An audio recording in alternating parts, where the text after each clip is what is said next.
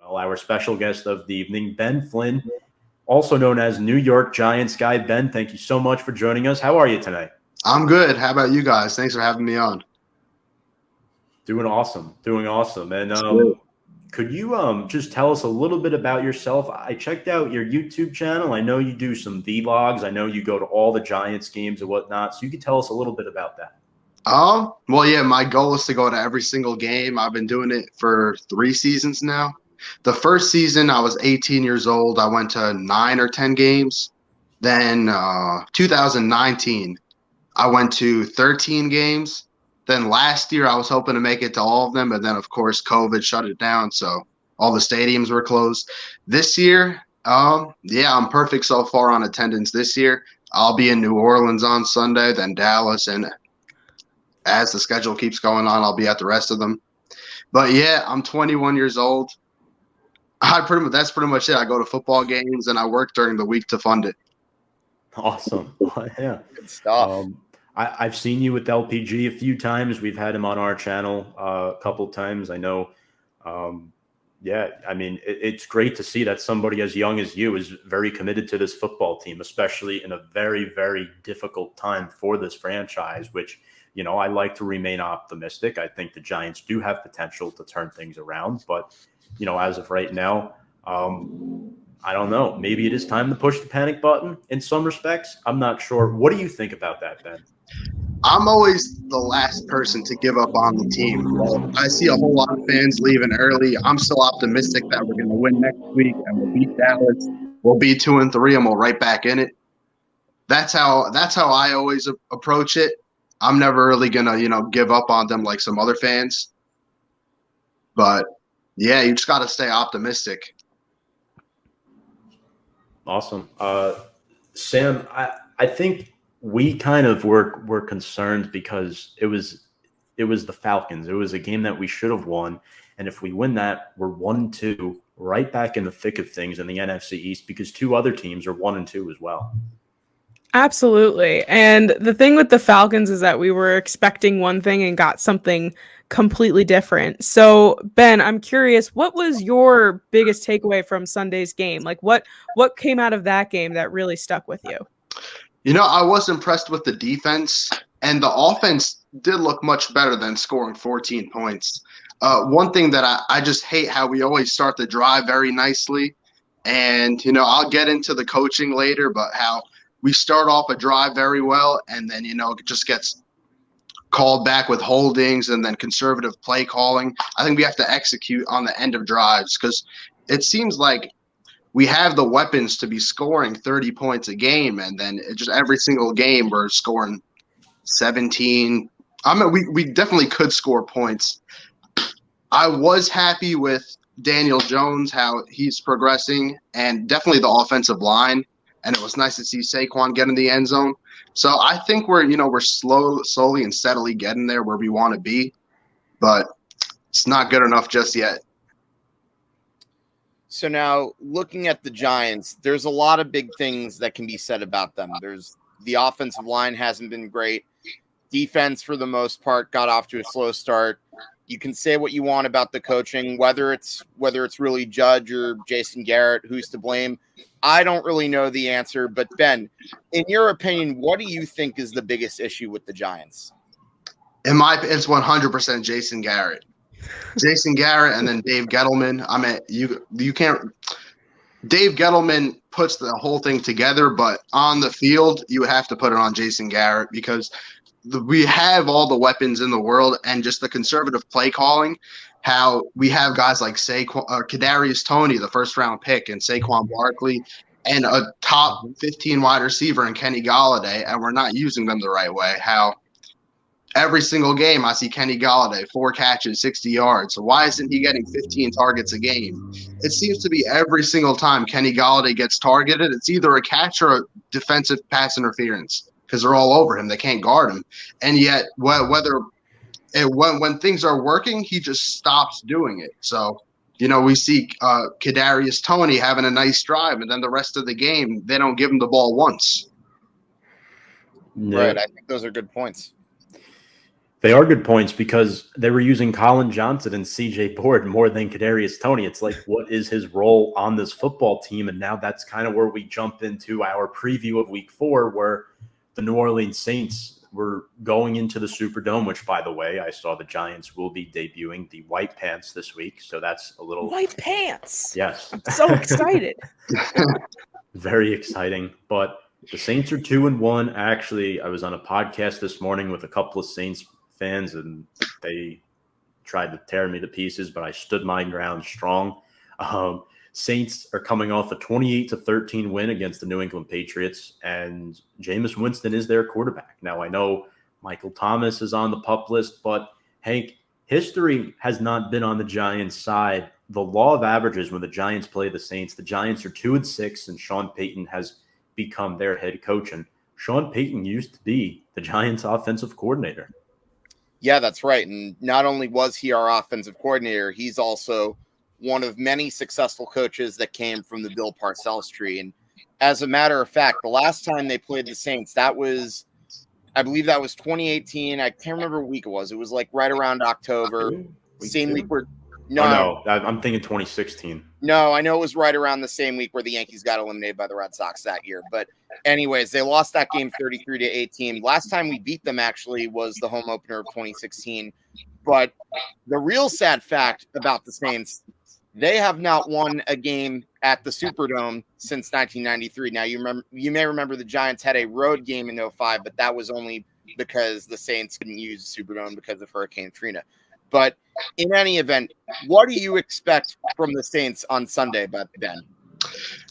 I don't know. Well, they're very they have a very how do I say it? It's like it's not a regular playbook how they use different sets and different quarterbacks, and they can really do anything to you. And as a defense, you got to be prepared for all of it, whether it's Taysom Hill at quarterback or Winston, or Taysom Hill out wide, Kamara.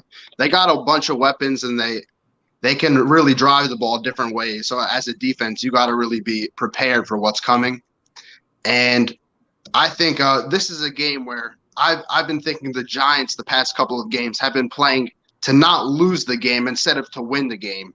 You know, I feel like sometimes Jason Garrett's trying to play ball control football, and, you know, it's okay to just keep the game through a tie game or a 3-point game, and hopefully we can be the ones closing it out at the finish. But I thought with the Falcons, we were outplaying them the whole game, and then we just weren't scoring the ball. We weren't scoring points, and then it came back to bite us at the end of the game. I feel like with the Saints, we have to have more aggressive play calling, get the ball in our playmakers' hands, keep feeding Saquon, Galladay, Toney. Hopefully if Shepard and Slayton are healthy, hopefully we can get them the ball too. But we got to keep playing aggressive. We can't just keep playing conservatively, because that when you're playing a tight game with the Saints in the Superdome, it's not going to end well unless you're going for it. Yeah, and we have a comment from Andy Hopper saying, "What's up, all? Checking in from work." Andy says, "Just hoping to hear how much Tom loves Gettleman and Garrett, the double G's. I love them so much. I can't get enough of them, Andy. Cannot get enough of them. They really keep my hair its natural color." And he says Jameis is about to tear the Giants up. I don't know about that. That's such a conflicting comment, because Andy and I became friends because of Jameis Winston. So it's like, I get it, but also this is not the time and place for that, Andy.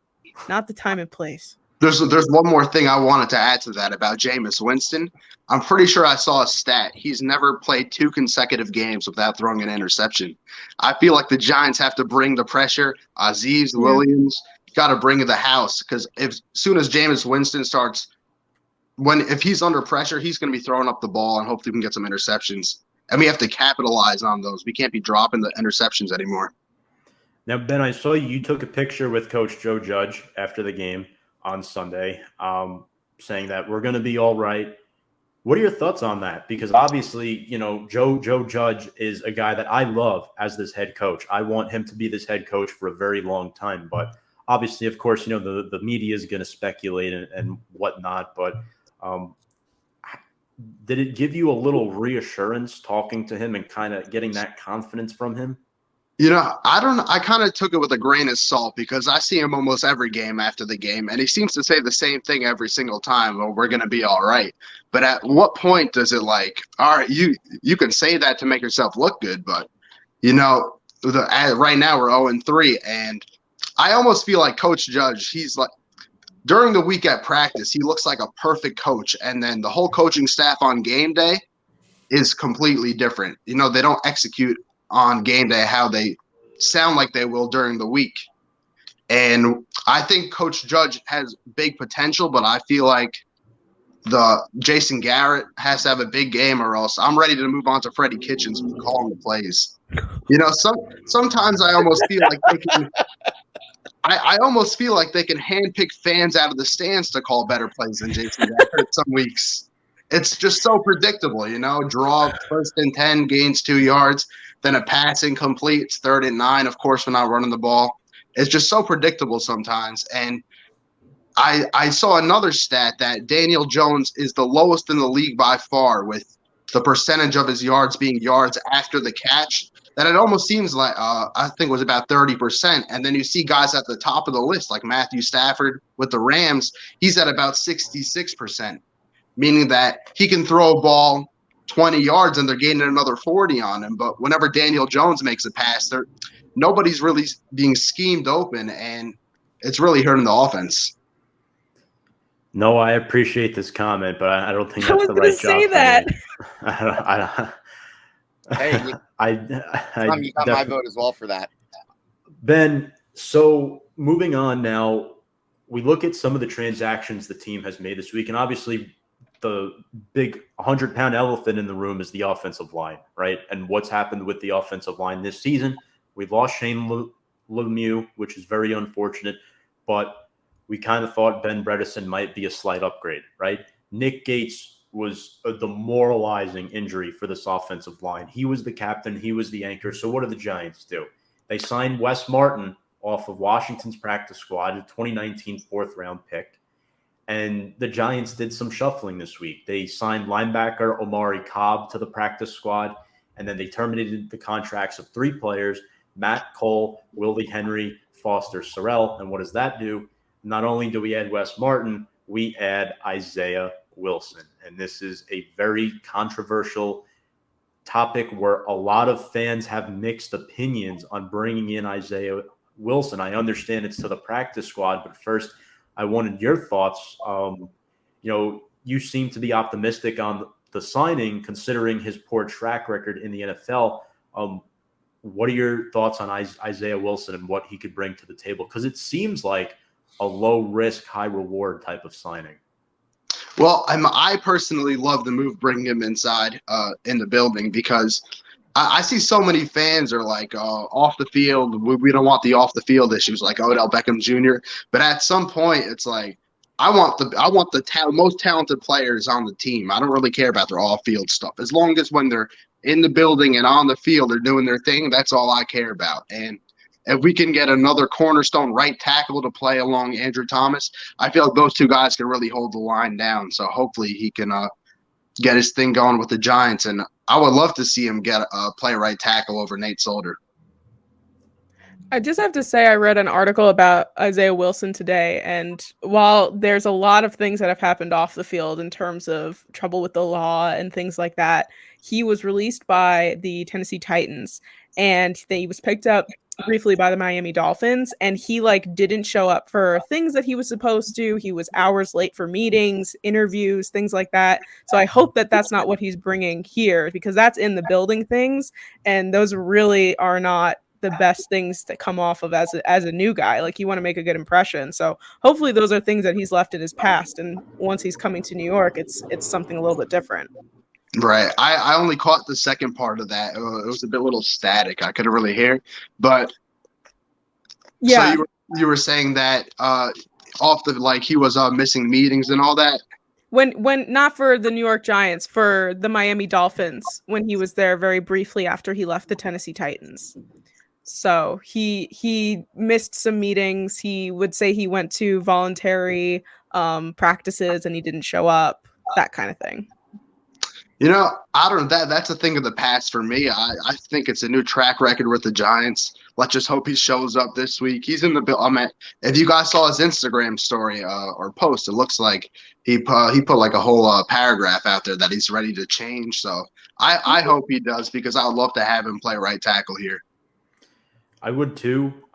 He did have 2 stints on the COVID-19 reserve list last year, in addition to a team suspension. But one thing I found interesting, and again, this kid's only 22 years old, but he's a big fan of SpongeBob SquarePants. And I don't understand why this was in his bio, but it was. And I found that out. I follow Chris the Entertainer on YouTube, and he was reading it off today, like so nonchalantly. I'm like, wow. It's Crazy so funny. stuff. Tom sent that to me in his Snapchat, and I literally like sat there and watched it like 3 times because I thought it was so funny. That's awesome, actually. Being a 90s kid, I love me some SpongeBob SquarePants. I mean, SpongeBob's great. That's great, but that's just so random. Bulldog Giants. Hey, I hope he succeeds too. I honestly, the more I look at it, I actually think it's potentially. I mean, he's not wrong with that comment. It's kind of ridiculous as that sounds. I mean, I'm sorry. What was I trying to say? Something about Yeah, no. I think I actually Isaiah. think it's a good pickup. Like Yeah. the more I really thought about it, he had a bad. Sorry, what was I trying to say? He had a bad moment when he was with the Miami Dolphins, skipping the practices. But if he's really sincere about trying to become a changed man with the Giants, and the Giants have had moments where they've turned around careers of some players, so who knows? I like this, and if he becomes what Dave Gettleman likes to call a hog molly, I'm for it. Yeah, no, that's a good point. And Ben, another thing too, John Ross is expected to return this week. There are reinforcements on the way, and not to mention, we haven't had our 3rd and 4th round pick come off the PUP list yet. So it's not like this is the full defense that we're going to see. So offensively and defensively, there's still some missing pieces on the way back, and John Ross is one of them. Yeah, I would like John Ross to play on the outside, have Tony in the slot and Galladay on the other outside. It would be pretty dynamic, because Daniel Jones is one of the best deep ball passers in the league statistically, and yet everyone still hates on him. Danny Dimes. I think it would be nice to get a deep ball receiver on the field. Hopefully he can, if he stays healthy, I think he would be a good addition to this offense. And I would like to see less conservative play calling. Hopefully we can take some more deep shots down the field besides for the free plays. Absolutely. And now we're going to dive into our keys of the game. Playing against the New Orleans Saints, a team that just lost their quarterback last season to retirement in Drew Brees. Jameis Winston takes over, gets another contract with the team after being Brees' backup last season. And my first key of the game is to win that turnover battle. The Saints have caused the 2nd most turnovers in the league. Ben, you mentioned an interesting stat before. Jameis has never gone 2 games in a row without throwing an interception. So that's something I really look to find out to see if, that could happen this week against the Giants, because I think the strength and teeth of our defense is our secondary. I'd expect with, Blake Martinez out, Jabril Peppers is probably going to be playing some linebacker to help out Tay Crowder, more of like a hybrid type of role, since we do have 3 starting caliber safeties. So I think that's a change you would like to see. And I think, look, we've still forced a lot of turnovers despite the defense looking okay. But one thing that, like, your average fan just may not understand, the scheme changed from last year. It's not going to be as bread and butter as it once was in 2020, because last year, Patrick Graham, there was a lot of cover 2, cover 3, a lot of zone. Now we've transitioned into this press man scheme, and everyone's expecting the whole team to learn it overnight. Remember, we have a lot of young players on this team. We have a lot of new players on this team. So it's going to take a few weeks before we see this defense hit its peak. They only gave up 17 points last week to the Falcons, but they're still not there yet, which hopefully they continue to improve. So I think creating some turnovers is definitely key for this game. What do you think, Hank? Yeah, I agree. I think definitely turnovers are one of the big things the Giants need. in order to have like a better game against the Saints. And again, it's very possible. We know what famous Jameis is like. You never know when he's going to have one of those games where he throws a bad interception, but at the same time, he's also somebody you got to watch out for because, in my honest opinion, I've always been of the belief that Jameis Winston has been a talented quarterback. My issue with him is he hasn't always had the brains, but you know what? With Sean Payton, who knows? I think that probably could be him being in a better situation. Ben, before I get to your thoughts, I want to pin this comment from Brian McArdle because this is very interesting. This is a Tampa Bay Bucs fan who used to have Jameis Winston as his quarterback, and this is what he says. As a Bucs fan, don't let the LASIK surgery fool you. Jameis and interceptions go together like Peyton Manning and audibles. Enjoy the win this week. Oh my! Wow! Wow! What a statement. I want whatever optimistic pills you have about the Giants right now. I would also like them, please. You know, I don't think the Saints are as good of a team as everyone's making it seem to be, and I don't think this win would be so out of reach. I would not be shocked if we win on Sunday, but it's definitely a must-win game to get back in the win column, and I would love to see our season turn around because I'm still optimistic. Get the win against the Saints. Beat Dallas. We're 2-3. We're right back in it. But like I said, we just got to bring the pressure against the Saints, play more aggressive, and I would definitely not be surprised. Hopefully get some interceptions on the defense as well. I definitely agree with you there, Ben. Make sure to go check out Brian McArdle, folks, at From the Stand Sports college football show every week. John Rankin says Kamara will run wild again, and I guess that's another key, Sam, containing Alvin Kamara, because without Michael Thomas, that's their catalyst offensively. Absolutely. Absolutely. The Saints are still the Saints, and people have undermined them a bit with Drew Brees being gone. But even with Michael Thomas being injured, they're still a very good team and we're moments away from the Super Bowl just a few years ago. So if it wasn't for a pass interference call, they might have a Super Bowl under their belts from a few years ago. But in terms of like our defense, someone that unfortunately we won't be having is Blake Martinez. And I think that is a critical loss to our defense. So Ben, I'm curious, who do you think is going to be the one that steps up to fill that role for Blake? I would like to see more O'Shea Ximenez. A year or two ago, back when he was on the field, he was playing nicely in his limited opportunities. But I would like to see more of him. Also, as you mentioned, maybe Jabril Peppers come play some linebacker. We could put Julian Love in the secondary. We can really mix and match because we have a lot of pieces on the secondary that are capable of playing. I agree with that. I also think Carter Coughlin showed a lot of promise in the preseason. Obviously, the number one option is going to be Tay Crowder because that's who starts alongside Blake. And then you have Reggie Ragland as well. But I think O'Shea Ximenez is a guy I would like to see more. If I'm not mistaken, did he even play in the Falcons game? I don't know if he recorded a single snap. I don't believe I saw him on the field. And he was dressed too. Yeah, I don't know. Tay Crowder is definitely the number one option. And Carter Coughlin did look very good in the preseason. So it would be nice to see him. As long, maybe get a rotation going so everyone stays fresh. I agree because before he got hurt his senior year at Minnesota in college, he was projected to be a late first-round pick, and then that injury turned him into a seventh-round pick, and now he's starting to look really good. So I'm really excited about that. But, Hank, we mentioned this again and again and again. We have to protect Daniel Jones this week. Absolutely. And every week. Absolutely. When you've got Cameron Jordan, Peyton Turn, Zach Bond to deal with, those are very good edge rushers. Got to be careful with them.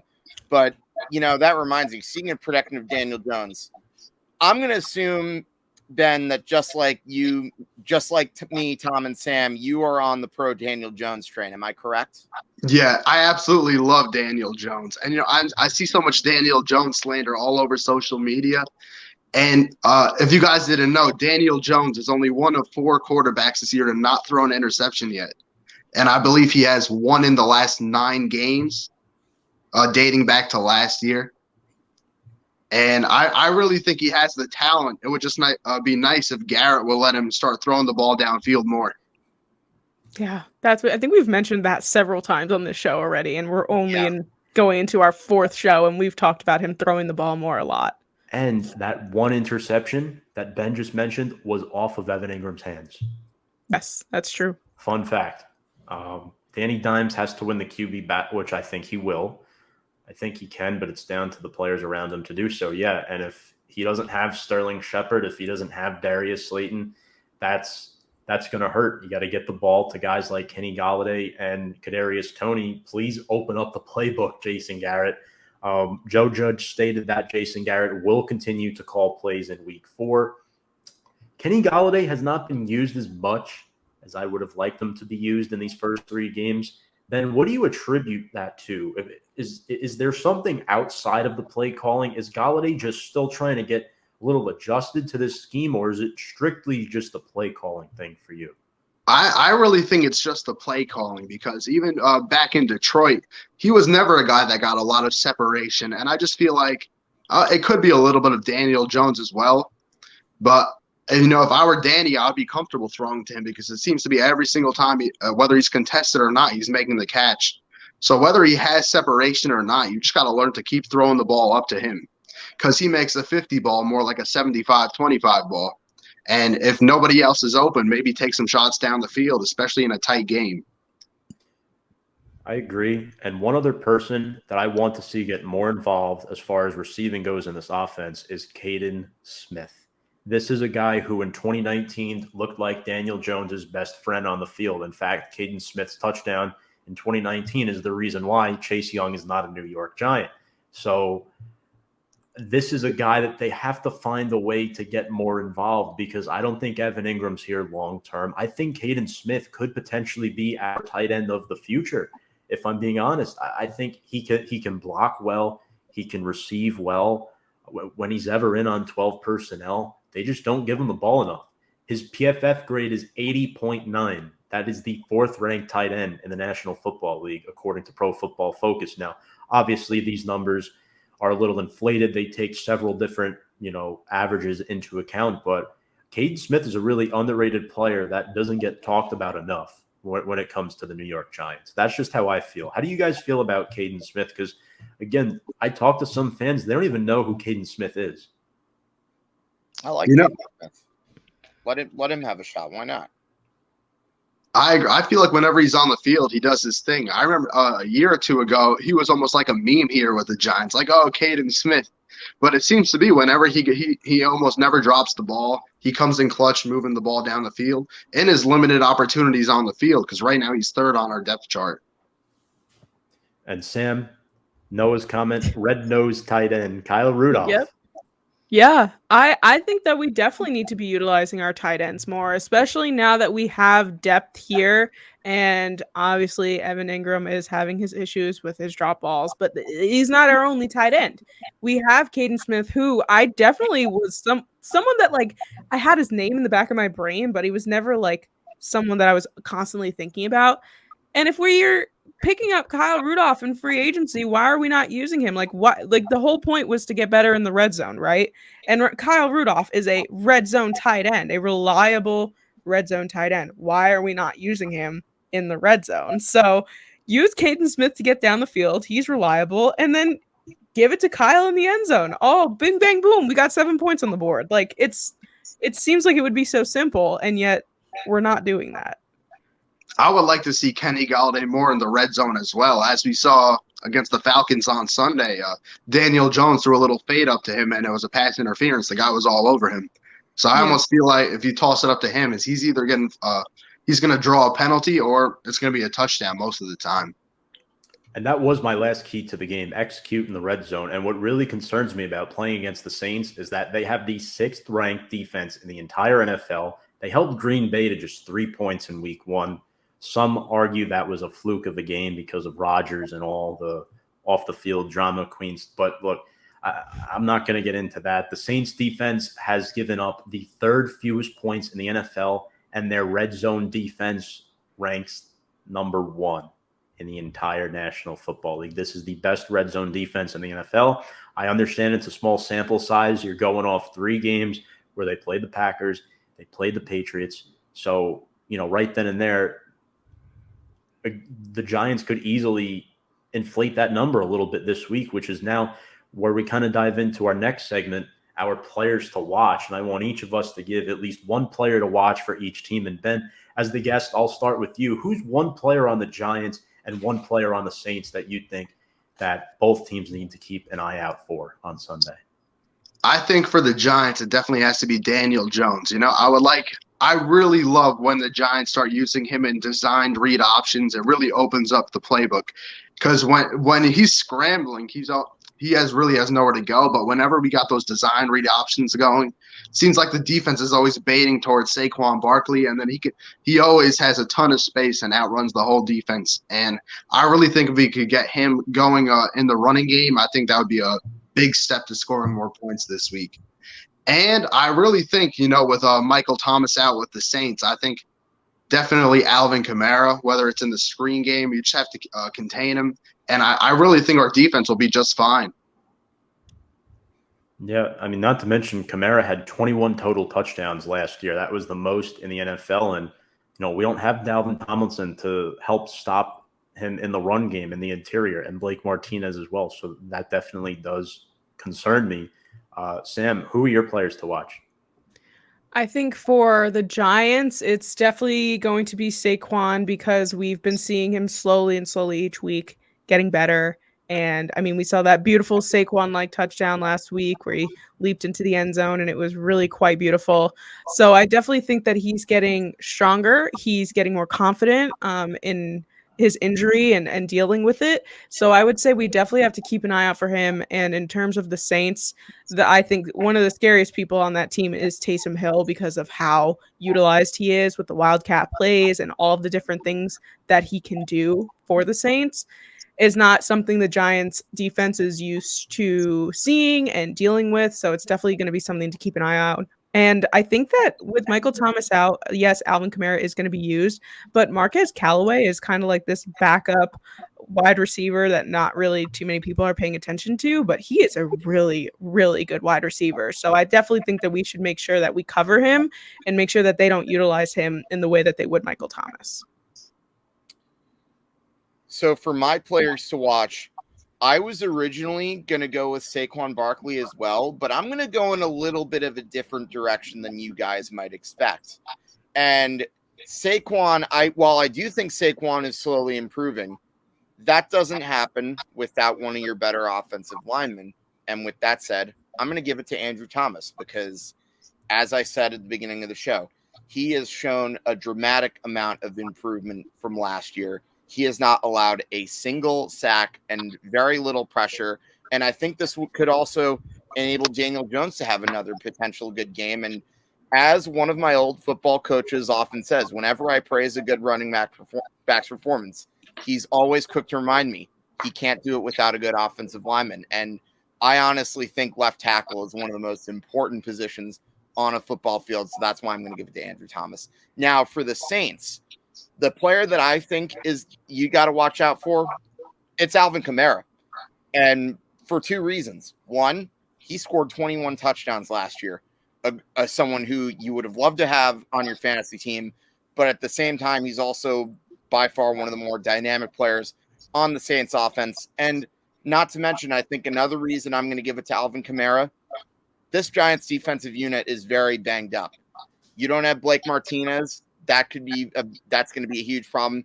And not to mention, losing Dalvin Tomlinson is another factor into possibly Alvin Kamara having a good game. I think he was another player that really strengthened this defensive line. And I think you're seeing early on how much losing him really hurt. Oh, yeah. Well, Danny Shelton misses way too many tackles for my liking. Austin Johnson's okay, but he's no Dalvin Tomlinson. And Noah says Bradbury and Winston. Well, yeah, Winston for sure. Bradbury for sure. I think those are 2 viable players. For me, no shocker, Jabril Peppers. I think he's got to step up big. He immediately becomes a new leader on this defense. I'm really intrigued to see how he performs Deontay Harris scares me a little bit for the Saints. He kind of reminds me of Cordell Patterson from last week. This is a guy who went to a small Division II school at Assumption College. He actually leads the way for the Saints with 6 catches and 112 yards. You mentioned Taysom Hill. What is one position you always have to watch when you play against the Giants? Tight end. Tight end. And his name is Juwan Johnson. I went on a podcast earlier today with Michael Balco on the Michael Balco show, and he was saying Juwan Johnson had a really solid performance in Week 1 against the Packers, scoring 2 touchdowns against Green Bay. Not to mention the Giants should have given up a touchdown to Kyle Pitts last week, and then Week 2, Logan Thomas had 45 receiving yards. So, right then and there, the tight end is always a concern, especially with the anchor of our defense being out. So I think those are a couple players. Marshawn Lattimore as well. One scary stat that I saw, and this guy's going to be matched up against Kenny Golladay. Not only did he pick off Mac Jones last week, but he is ranked number 1 in all of football and PFF world. 88 overall defensive grade and an 87.1 coverage grade. So Marshawn Lattimore has a real shot to blanket Kenny Golladay on Sunday.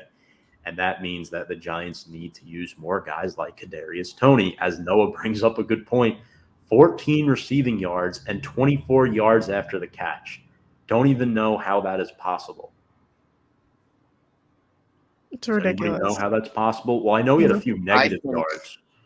I think it's possible because they're not really utilizing him enough, which, as we've said numerous times, that's disturbing. Especially if it's a guy you're committing as your first-round pick. Can't have that. I think you just got to get him the ball in open space and let him do his thing. Because as we saw last week, if you just get him the ball with a little bit of space to move, he can really make something happen, just like Saquon in the open field. And especially with Lattimore shadowing Kenny Golladay, you got to get him the ball a lot more. I would like to see maybe 6-7 catches this week. Yeah, definitely has to be much more than 4 for sure. Noah brings up a good point. Johnson is a trusted target for Winston. And now quickly through the injury report, Sterling Shepard, Darius Slayton both did not practice today with hamstring injuries. If neither of them gets limited reps on Friday, then they will definitely be unlikely to play on Sunday, which is very concerning. Ben Bredesen, our starting left guard, has a hand injury. Who is going to start at left guard on Sunday if Ben Bredesen doesn't play? I mean, there's 2 options. It's either Matt Skura or Wes Martin, who he just picked off the practice squad. You can't start Matt Parrott at left guard. No, he's way too big. I would imagine it's got to be Skura, because doesn't he have experience playing guard? Like, remember he had to fill in for Marshall Yanda one of his first seasons with the Ravens? Yeah. I also think he's on deck to potentially take over for Ben Bredesen, because Skura and Bredesen, they didn't play with the Ravens together, but they both played for Baltimore before. That's a team that has a solid offensive line, historically speaking. So I'd like to see them be the left guard and center combo. I can't stand Billy Price. He's awful. And if Skura has to start at left guard on Sunday, so be it, but I'd like to see him eventually be our center. That's probably our guy right now. About Billy Price, we traded B.J. Hill for him. I saw he had 2 sacks Week 1 for the Bengals. He would be nice right now on that defensive line. He would be, that's for sure. Up the middle. Yeah, it's a shame that we had to trade a viable piece, because what has Raymond Johnson really done to replicate B.J. Hill and his presence? That's a move I didn't really get. The Giants were really desperate for linemen, and all of a sudden you're giving up defensive assets for linemen. It didn't really make sense to me. And then, not to mention Keon Crossan and Nate Ebner, Colin Gillespie, Kenny Golladay with the hip injury, but he'll play. Casey Kreider's battling with a knee injury, Logan Ryan with a hamstring, Kaden Smith with a knee, and then Tay Crowder was limited today with a hamstring injury. And then for the Saints, though, their starting left tackle, Teron Armstead, has an elbow injury. He is out indefinitely. He might even be out for the season, which is good news for the Giants if you're Azeez Ojulari or Lorenzo Carter. And then Eric McCoy, one of their starting guards, is dealing with a calf injury. So they're a lot less injury prone than us at the moment. So that's something to keep an eye out for on Sunday. But that leads us into our game predictions. And Ben, as the guest, I want to start with you. What are you thinking here? Do you have a final score in mind? Who's winning this football game? I'm going to have to go with the Giants. I'm not giving up on them just yet. I'm going to go Giants. Let me think. Giants 31-27. I think both teams will score some points. And I just hope the Giants will be more aggressive on the offense this week because, as we saw last week, they were moving the ball and then all the drives just got cut short. So hopefully minimize the field goals. And on the 4th and 3s on the opponent 39-yard line, I would like to be going for those now. Even if you don't want to kick it, if it's windy, you got to go for it. Because I would always rather, be in control of the game. If that was the deciding factor, instead of giving the ball to Atlanta, either we win the game or they win. But we would rather be in control if we win the game or not, instead of giving the ball to them. I like that ideology a lot, and I really love your optimism, Ben. It's definitely making me feel a little bit better about this football team. And Noah's comment, bring 39-year-old alligator arm Chris Snee out of retirement, who probably barely weighs 200 pounds anymore. He lost a ton of weight. I don't know if he'd be a good fit at this point. But Sam, what's your prediction for this football game?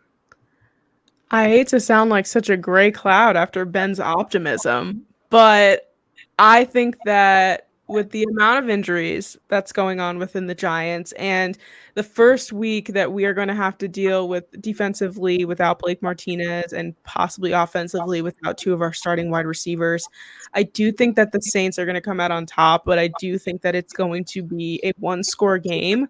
I'm going to go Saints 28, Giants 21.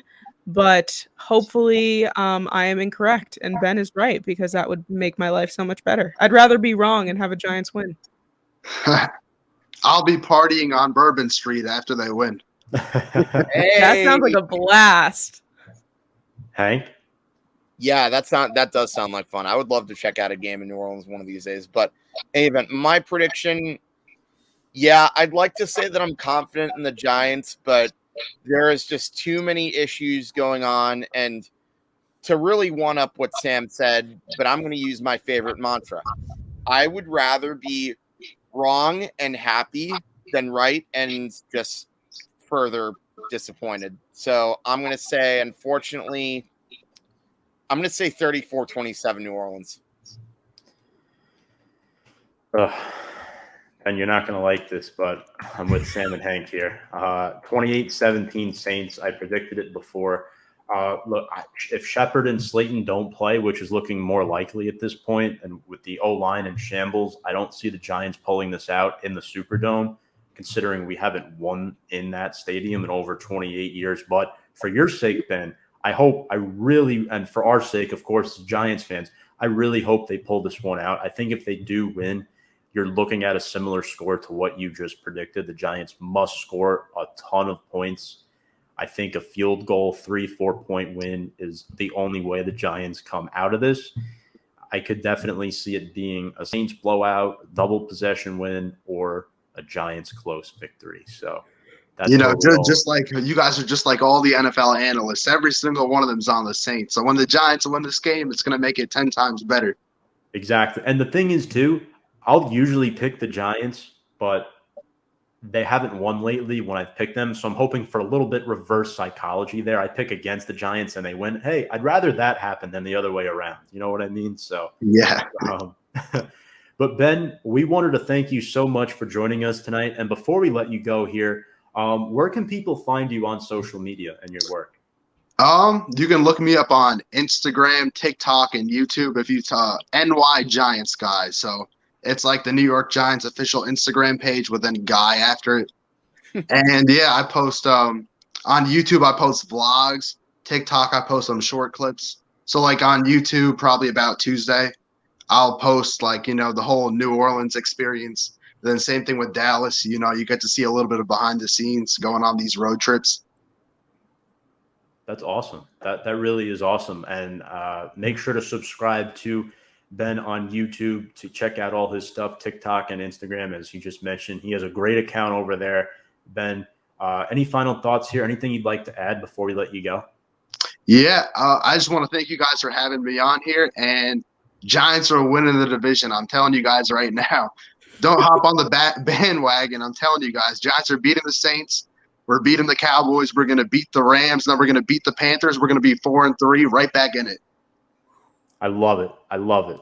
Before the season, I did predict 10-7, but 3 weeks in, who knows? We will. And don't forget the upset in Kansas City. So make that 5-3. Oh, wow. Yeah, I could see the Giants beating the Bucs or the Chiefs. I mean, both of those teams. I mean, we played the Bucs close last year, and the Chiefs have looked very pedestrian right now. I mean, they're still the Chiefs. The Giants seem to play more competitive and look much better against more competitive teams. Like I feel like we're playing Washington or the Falcons. I don't know. But then like when we play the Cowboys in Dallas or we're in Philly in these bigger games, I feel like we're always in control and then we just mess up. Which whether you want to blame the coaching or the conservative play calling, I just, every single time, like last year in Dallas, we looked great. Then the second half, everything just fell apart. Absolutely, yeah. I agree with you 100%. You bring up a lot of good points, and really appreciate you again coming on. And Ben, thank you so much for joining us. We'll have to have you back on again in the future. And let's go, Big Blue. Let's go. Thanks, Ben. Thank you. Have a good one. Thanks, Ben. Thank you. That was Ben Flynn. Really appreciate him coming on. New York Giants guy. He was a Hail Mary last-second guest that we just got, and he was something. It was our first Giants guest that we've gotten. The first 3 weeks, we've gone with the opposing team. We mixed things up a little bit this week, and I thought it was an awesome way to change things up. Maybe that will change our fortune and get us a win. Hopefully.